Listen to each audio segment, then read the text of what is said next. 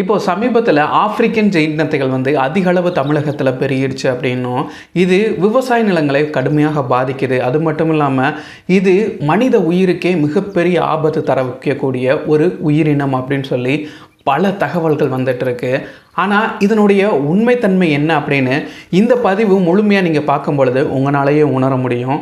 இது உண்மையிலேயும் மனிதனுக்கு அவ்வளவு பெரிய தீங்கு விளைவிக்கக்கூடியதா பார்க்கலாம்.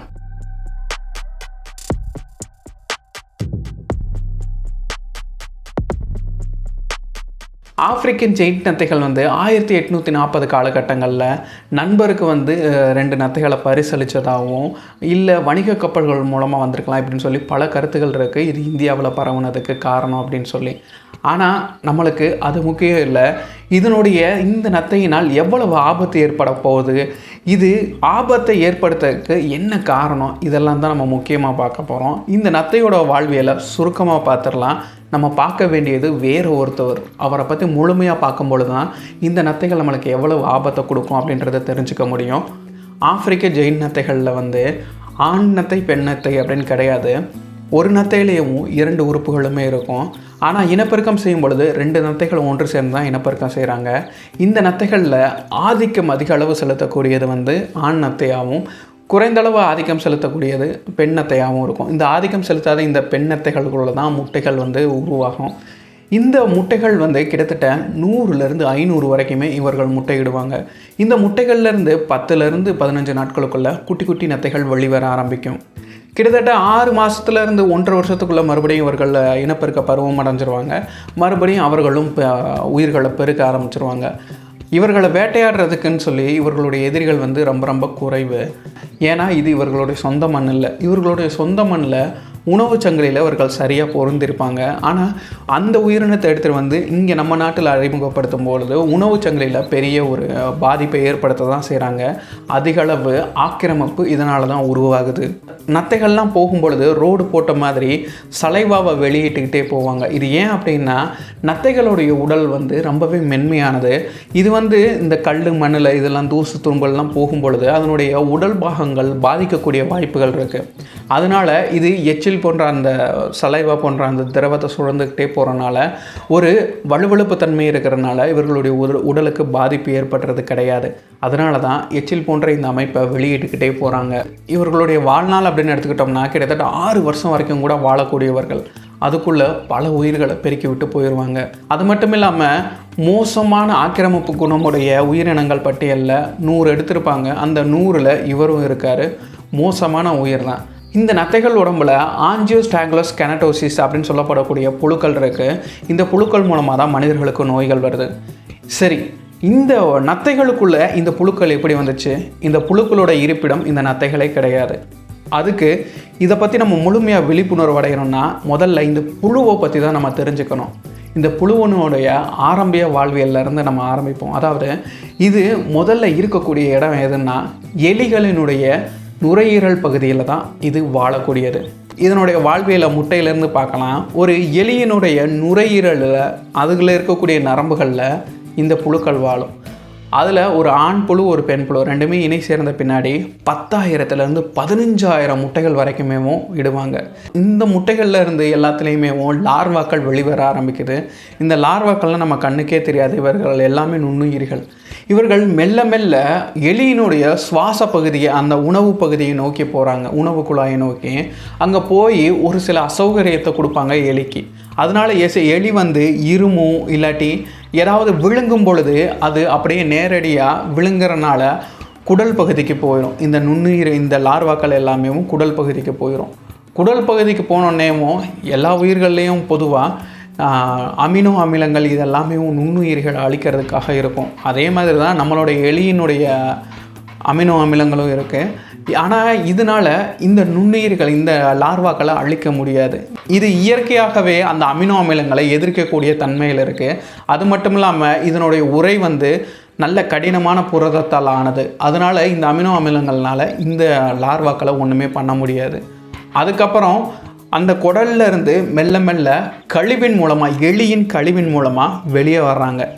சரி, வெளிவந்த பின்னாடி இவர்களுடைய வாழ்க்கை நிலை என்ன அப்படின்னா, கிட்டத்தட்ட வெளியே வந்த பின்னாடி அந்த கழிவை வெளியே வந்த பின்னாடி 2லேருந்து 3 வாரம் வரைக்கும் கூட அந்த கழிவுலேயே வாழ்ந்துட்டு இருப்பாங்க உயிரோட. இப்போது நம்ம நத்தைகள் எடுத்துக்கிட்டோம்னா, நத்தைகள் இந்த எலியினுடைய கழிவுகள் மூலம் ஏறி போகிறதோ இல்லை ஒரு சில நத்தைகள் வந்து இந்த கழிவுகளை பிரித்து விட்டு உள்ளே அதற்கு தேவையான ஏதாவது சத்து இருக்கும் அப்படின்னு சொல்லி அந்த கழிவு முழுவதுமாக சாப்பிடாது, ஆனால் கழிவின் ஒரு பகுதியை சாப்பிட்றதுக்கு வாய்ப்புகள் இருக்குது. அந்த மாதிரி நத்தைகள் வந்து சாப்பிடும் பொழுது அந்த நத்தைகளின் உடம்புக்குள்ளே போயிடுவாங்க இந்த புழுக்கள் எல்லாமே. சரி, ஏன் எலியிலே வாழ்ந்துடலாம்ல, எதுக்கு கழிவாக கீழே வந்து வேறு ஒரு உயிருக்கு போகணும் அப்படின்னு சொன்னால், எலிக்குள்ளேயும் இந்த லார்வாக்களால் வாழ முடியாது. ஏன் அப்படின்னா இந்த லார்வாக்கள் வந்து பிறந்தோடனேவும் இதற்குரிய வெப்பநிலை வந்து குறைவாக இருக்கணும், ஆனால் எலியினுடைய வெப்பநிலை வந்து அதிக அளவில் இருக்கும். அது மட்டும் இல்லாமல் எலியினுடைய நோய் எதிர்ப்பு திறன் வந்து இந்த லார்வாக்களை அழிச்சிடும். பெரிய புழுக்களை அழிக்காது, ஆனால் இந்த லார்வாக்களை அழிக்க முடியும். அதனால தான் இந்த இடம் வந்து நம்மளுக்கு வசிக்க தகுந்த இடம் இல்லை அப்படின்னு சொல்லிட்டு இந்த மாதிரி சுவாச குழாய்க்கு உணவு பகுதிக்கு போய் மலமாக வெளிவந்து மற்ற ஒரு உயிருக்கு போகிறாங்க. அதில் முக்கியமாக மற்ற உயிர் அப்படின்னா எல்லா உயிர்கள்கிட்டையும் இந்த லார்வாக்கள்னால் வாழ முடியாது. குறிப்பாக நத்தைகள் கிட்ட தான் வாழ முடியும். அதுலேயும் குறிப்பாக ஆப்பிரிக்க நத்தைகள், இன்னும் ஒரு சில நத்தைகள் உடம்புல மட்டும்தான் இந்த லார்வாக்களினால் வாழ முடியும். அதுவும் அட்டைகள் உடம்புலையும் இதனால் வாழ முடியும். சரி, இப்போ நம்ம ஆப்பிரிக்கன் ஜெயின் நத்தைகள் வந்து அந்த கழிவில் ஒரு பகுதியை சாப்பிட்டுருச்சு அப்படின்னா அந்த லார்வாவானது இந்த ஆப்பிரிக்க நத்தைக்குள்ளே போயிடும். குடலை ஓட்டை போட்டு ஹீமோலிம்ப் அப்படின்னு சொல்லப்படக்கூடிய நத்தையினுடைய அந்த திரவ பகுதிக்குள்ளே போயிடும். அங்கே தான் வாழ ஆரம்பிக்கும். ஒரு 4-5 நாட்களில் அது L2 அந்த நிலைக்கு மாறும். அதாவது இப்போது எலியிலேருந்து அந்த லார்வாவாக வெளியே வந்துச்சல, அது L1ன்னு வச்சுக்கலாம், அதாவது முதல் நிலைன்னு வச்சுக்கலாம். இந்த நத்தையினுடைய உடலுக்கு வந்து 2வது நிலை. அதுக்கப்புறம் இன்னும் சில நாள் ஒரு 10-15 நாள் கழித்து 3வது நிலையை அடைவாங்க. இந்த 3வது நிலையில் அவங்க காத்துட்ருப்பாங்க. ஏன் அப்படின்னா 3வது நிலை வந்தோடனே இவர்கள் இனப்பெருக்கம் செய்ய முடியுமானா செய்ய முடியாது. இவர்களுக்கு இனப்பெருக்கம் செய்கிறதுக்கு தகுந்த ஒரு வெப்பநிலை வேணும், அதே மாதிரி தகுந்த ஒரு உடல் வேணும். அது இந்த நத்தைகளின் உடம்பு கிடையாது. ஏன் அப்படின்னா நத்தைகளின் உடல் சூடு வந்து ரொம்பவே கம்மியாக இருக்கும். அதனால் மறுபடியும் இவர்கள் எலிக்கு போனால் மட்டும்தான் இவர்களுடைய இனப்பெருக்கம் நடைபெறும். அதனால் இந்த நத்தைகளின் உடம்புலே காத்துட்ருப்பாங்க. ஏதாவது எலிகள் வந்து இந்த நத்தைகளை வேட்டையாடும் பொழுது மறுபடியும் எலியினுடைய உடலுக்கு போவாங்க. எலிகள் வந்து இரவாடிகள். அதே மாதிரி நம்ம நத்தைகளுமேவும் இரவில் தான் அதிக அளவு உணவு எடுத்துப்பாங்க. அதனால் இவர்களை அதிக அளவு சந்திக்கக்கூடிய வாய்ப்பு எலிகளுக்கு இருக்கும். அதனால் எலிகள் பார்த்துச்சுன்னா நத்தையை வேட்டையாடாது. குறிப்பாக ஆப்பிரிக்கன் செயின் நத்தைகள் வந்து எலிகளால் வேட்டையாடப்பட தான் செய்யுது. எலியினுடைய உடலுக்கு மறுபடியும் குடலுக்குள்ளே போயிடும். குடலுக்கு போன பின்னாடி மறுபடியும் அது அங்கே இருக்கக்கூடிய குடலினுடைய சுவரை ஓட்டை போட்டு மறுபடியும் மேலே முதுகு தண்டுவடத்தின் வழியாக மூளைக்கு போகும். மூளையில் சில நாட்கள் இருந்துட்டு அப்புறமா நுரையீரலுக்கு மறுபடியும் வரும். நுரையீரலில் கொஞ்ச நாள் இருந்துட்டு இனப்பெருக்கம் செய்ய ஆரம்பிக்கும். மறுபடியும் 10,000 15,000 முட்டைகள் வரைக்குமே போடும். அதுக்கடுத்து அந்த லார்வாக்கள் மறுபடியும் எலியை விட்டு மறுபடியும் நத்தையின் உடம்புக்கு போகும். மறுபடியும் நத்தையின் உடம்புலேருந்து மறுபடியும் எலிக்கு வரும். இந்த நத்தைக்கிட்டேருந்து மறுபடியும் எலிக்கு வருதில்லை, எலிக்கு வந்து மறுபடியும் இனப்பெருக்கம் செய்ய ஆரம்பிக்கிறதில்ல. இந்த இனப்பெருக்க காலம் வந்து கிட்டத்தட்ட ஒரு 1.5 மாதம் 2 மாதத்துக்குள்ளேயே அது மறுபடியும் இறந்து போயிடும். ஆனால் அதுக்குள்ளேயும் கிட்டத்தட்ட 5 லட்சத்துலேருந்து 10 லட்சம் முட்டைகள் வரைக்குமே இட்டுருவாங்க. மறுபடியும் அடுத்த நத்தைக்கு போக ஆரம்பிக்கும்.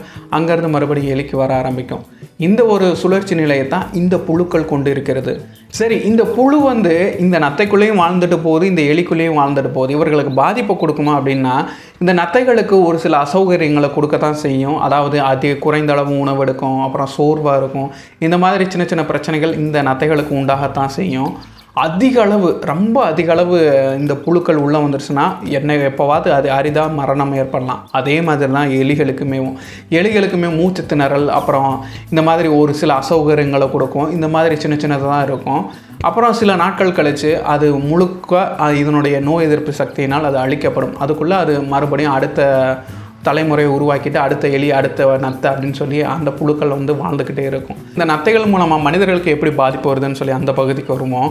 அதாவது இந்த புழுவினால் பாதிக்கப்பட்ட நத்தைகளை, எல்லா நத்தைகளையும் கிடையாது, எல்லா ஆப்பிரிக்க நத்தைகள்லையும் இந்த புழுக்கள் இருக்கிறது கிடையாது.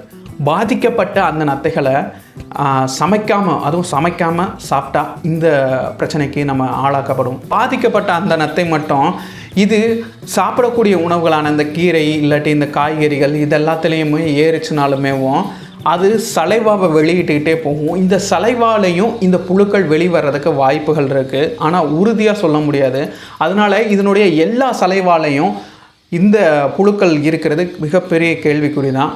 அப்படி இருந்தாலுமே மிக குறைந்த அளவு தான் இருக்கும்.